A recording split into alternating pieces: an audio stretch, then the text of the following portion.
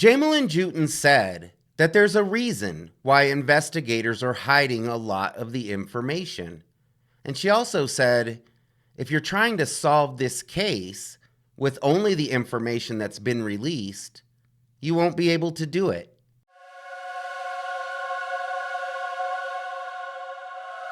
Hey everyone, it's Lucky with Unfiltered Lucky. And today we're going to be going back to the Travis and Jamilyn JUETTEN crimes. Now in my last video, a lot of you had commented that you may have heard about these crimes, but weren't really familiar with the details. So today what I want to do is I want to go back and talk about the events that took place that night. Now I know that I've done this in a previous video before, but today we're going to be talking about some new information. Some new information that nobody else is talking about. And we're going to answer some of the questions that y'all had in the comments. According to Marion County Sheriff's Department, at approximately 3 a.m., an unknown intruder broke into the JUETTEN house and attacked this couple while they were asleep. Now, it's stated that Travis woke up and confronted this individual. And at that time, he was stabbed 29 times, mainly in his torso, but some in his heart. And that's what ultimately took his life. Now, this intruder was not only attacking Travis, but he was also fighting Jamilyn at the same time. And we're going to talk about that. We talked about this in the last video, and that is that there's some confusion when it comes to how these crimes actually began. Friends and family of Travis and Jamilyn have stated that the couple was attacked by an intruder with a knife as they were asleep. So they woke up to this attacker. And Marion County Sheriff's Department describes it as Travis waking up and confronting an unknown individual inside the house. And that's when he was attacked with a knife. So in my opinion, that's two different things. When I hear that Travis and Jamilyn were attacked as they were asleep, then I understand it as just that they were both asleep and that somebody surprise attacked them with a knife. But when I hear that Travis confronted an unknown intruder inside the house, to me that sounds as though Travis may have heard this person and woke up and went to investigate and see what this noise was. And that's when he was attacked. So in my opinion, it's two totally different descriptions. Now, another thing is that if Travis and Jamilyn were both sound asleep when they were attacked, then they wouldn't really know where this intruder came from. They wouldn't know how this individual got into the house or even got into their bedroom. All they would know is exactly what was happening the second that they woke up. So something else that they wouldn't know is how many individuals were actually inside the house. All they know is that they're fighting this one attacker.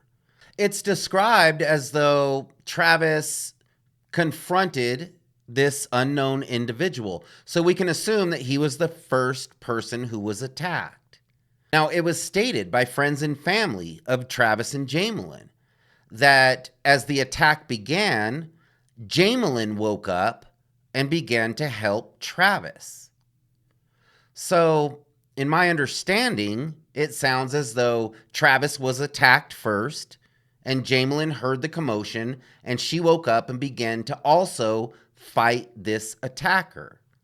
So now this attacker is not just stabbing Travis 29 times, but he's doing it all while also fighting Jamilyn. So that kind of caught my attention because it seems like that would be a rather difficult thing to do. It seems as though it would be difficult to stab Travis 29 times at the same time that this attacker is trying to fight off Jamilyn. Now, Jamilyn also suffered 19 stab wounds. So that's almost 50 stab wounds between Travis and Jamilyn, all while he was fighting two people.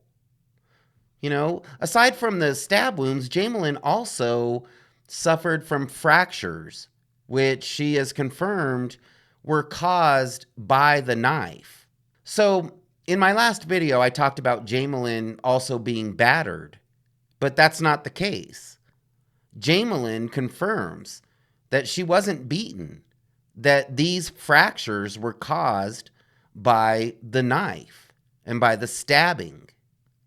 So, this is basically almost 50 stab wounds between this couple as this attacker is fighting both of them at the same time. So that caught my attention because it makes me wonder if some of these wounds weren't inflicted after this attacker believed that this couple was deceased. Because it seems odd that this attacker would be able to stab this couple that many times while fighting both of them. That just doesn't really make sense to me.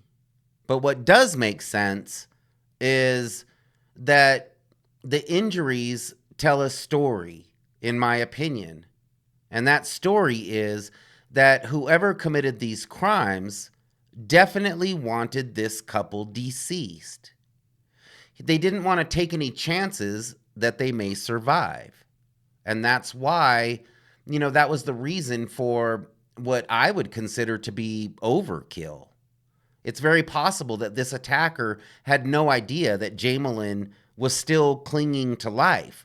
Maybe this attacker believed that both of these victims had lost their lives.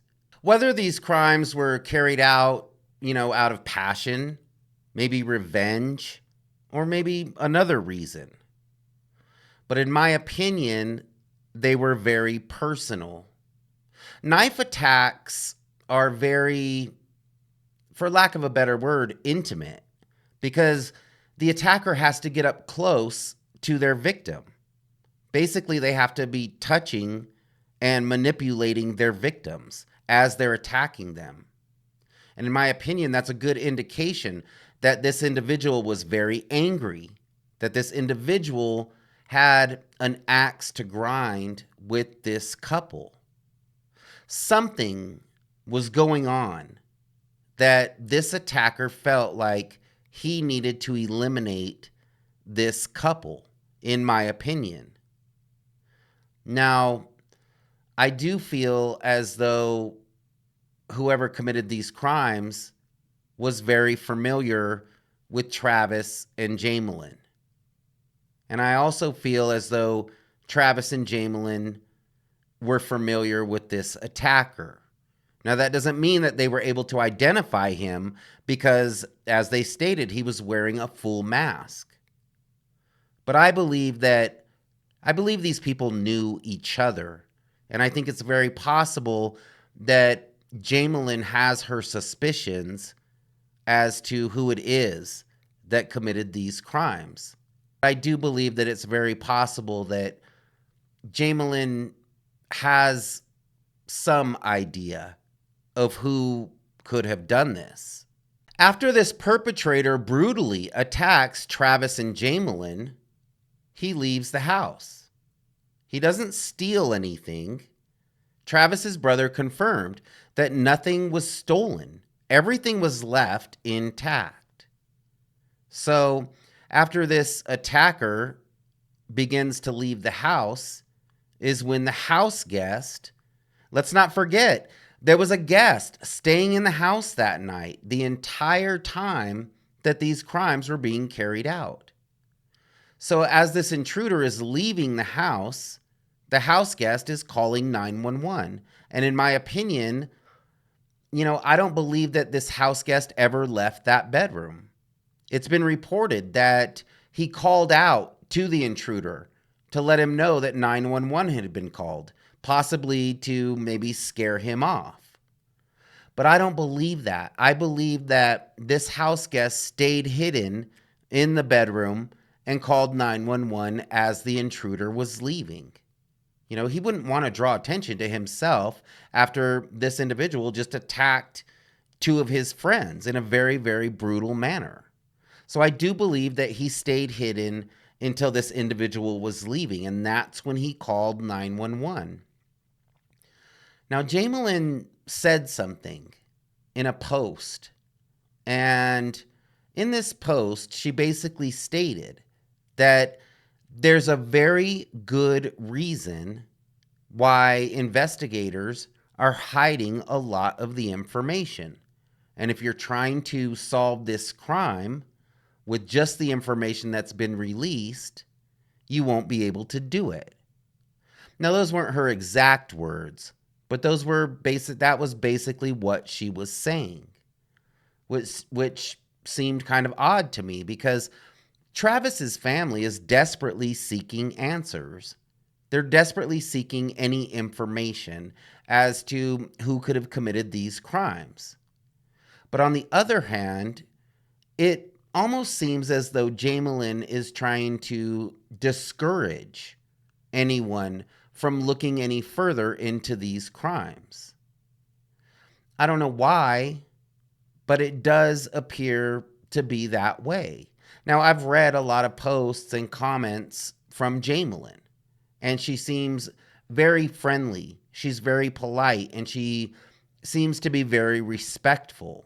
And I understand she's been through a lot, and there's probably a lot that she doesn't want to talk about. But it just seemed odd to me that she was maybe trying to discourage anyone from looking any further into these crimes. I mean, it's been over 3 years now, and law enforcement still has no suspect. You know, this case has essentially gone cold. Travis's parents came out and stated that this case has basically gone cold. I've also heard that a large piece of the knife was found by investigators and that they have this piece of evidence. In my opinion, I believe that investigators know a lot more information than they've let on. It may even be possible that they have an idea who committed these crimes, but they don't have enough evidence to do anything about it. That's definitely a possibility. You know, it makes sense that investigators would want to keep a lot of this information hidden, not just from the public, but from the possible suspect. So it makes sense, but it has been 3 years. And at what point does hiding all of the information actually begin to hurt the investigation? I mean, we all want the truth. We all want to know what happened. So at what point does hiding everything, all of the information? There's not a lot of information out there about this case, and we're discovering new information almost every day. So the information is out there. It's just not being released by investigators. But we're going to get all of this information.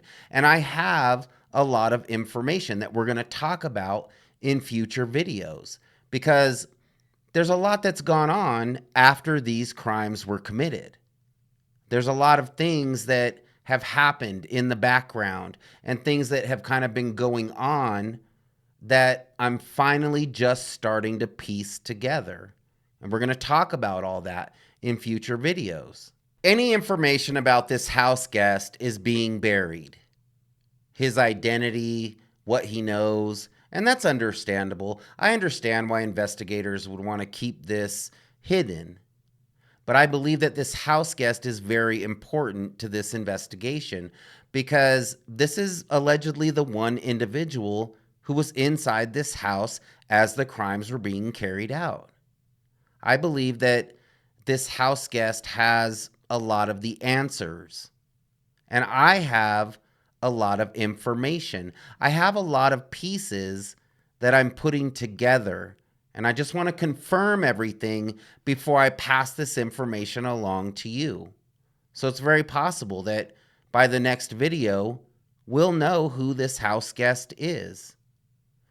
So I know that a lot of you all are investigating this crime, and I know that you all are looking into a lot of this information because you're passing a lot of that information on to me, and I really do appreciate that. I really do believe that with the information that's coming in and the pieces that are starting to fit together, that it's very possible that we really could solve this case. It's a definite possibility. Thanks for hanging out with me today. I really do appreciate it. And if you liked my video, please hit the like button and subscribe to my channel. I know that a lot of people have let me know that they've either been unsubscribed or their notifications aren't coming through. So please double check that and make sure that you're subscribed for all the latest videos and that your notifications are on so that you know when they're coming out. Again, I really do appreciate it, and we'll see you next time.